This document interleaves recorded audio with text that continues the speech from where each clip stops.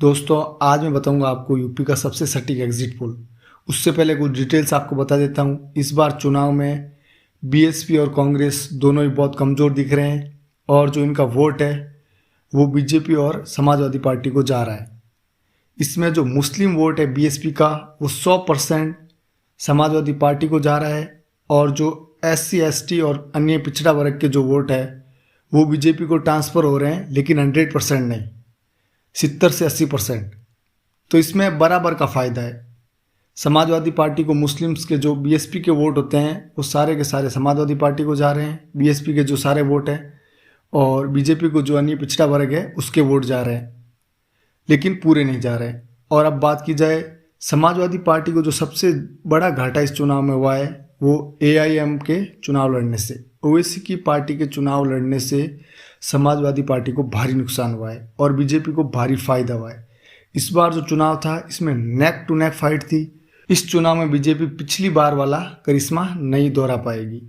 इस बार एकदम कांटे की टक्कर है और बीजेपी गवर्नमेंट बना रही है, लेकिन उसके पीछे का कारण यह है कि ओवैसी की पार्टी का 100 सीटों पर चुनाव लड़ना, जिस पर 90 सीटों पर सीधा बीजेपी को फायदा हो रहा है।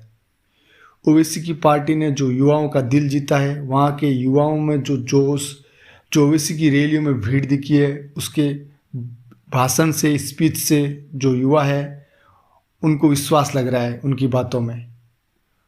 जो उनका नारा है कि अब हमें हक चाहिए, और वो युवाओं को बहुत ही अच्छा लग रहा है और उसको सपोर्ट कर रहे हैं। सोशल मीडिया पे देखा जाए तो यूपी में जो मुस्लिम युवा है वो बहुत ही ज़्यादा उनके वीडियो को वायरल कर रहे हैं, शेयर कर रहे हैं और सपोर्ट कर रहे हैं।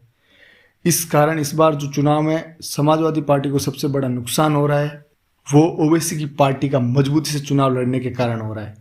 90 सीटों पर बीजेपी को पूरा फायदा पहुंचा रहे हैं, क्योंकि जो अल्पसंख्यक वोट है वो डिवाइड हो रहा है समाजवादी पार्टी में और ओवैसी की पार्टी में। इस बार बीएसपी और कांग्रेस तो चुनाव से लगभग आप समझो बाहर ही है।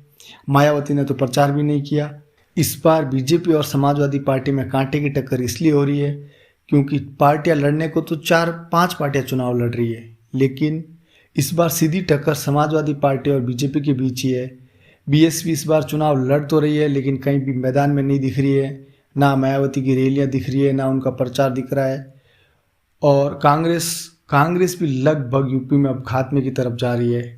कांग्रेस में भी कुछ जोश नज़र नहीं आ रहा है और इस बार चुनाव में उनकी भी 2 से 4 सीटें हासिल होने वाली है। इससे ज़्यादा कुछ नहीं होना है, इतनी ही सीटें बीएसपी को मिलने वाली है। और मैं आपको बता रहा हूँ, आप विश्वास नहीं करोगे, इस चुनाव में ओवैसी की पार्टी 10 से ज़्यादा सीटें जीत रही है और यूपी में वो अपने पैर पसार रही है। बिहार के बाद अब वो यूपी में भी अपने पैर पसार रही है और आने वाले टाइम में ओवैसी की पार्टी और ओवैसी की लीडरशिप आने वाले लोकसभा चुनाव में भी आपको चुनाव लड़ते दिखेगी और अच्छा प्रभाव डालते दिखेगी, जिसका फ़ायदा अभी शॉर्ट टर्म के लिए बीजेपी को फ़ायदा मिलेगा, लेकिन लॉन्ग टर्म के लिए फिर ओवैसी की पार्टी खड़ी हो रही है इंडिया में एक अल्पसंख्यक पार्टी के रूप में। जैसे बीजेपी हिंदुत्व का मुद्दा उठाती है, वैसे ही ओवैसी अल्पसंख्यकों का मुद्दा उठाते हैं। और जैसे जैसे वो आगे बढ़ रहे हैं, उनके फॉलोअर्स भी बढ़ रहे हैं। वो महाराष्ट्र में भी है, बिहार में भी है, तेलंगाना में भी है, हैदराबाद में भी है और अब यूपी में भी आ रहे हैं। और मैं आपको दावे के साथ कह रहा हूँ, वो इस बार 10 से ज़्यादा सीटें यूपी में जीत रहे हैं। शायद किसी को विश्वास नहीं होगा, लेकिन नतीजे आने के बाद ही आप देखोगे। और बीजेपी की बात की जाए तो बीजेपी इस बार पहले की तुलना में बहुत ख़राब प्रदर्शन कर रही है।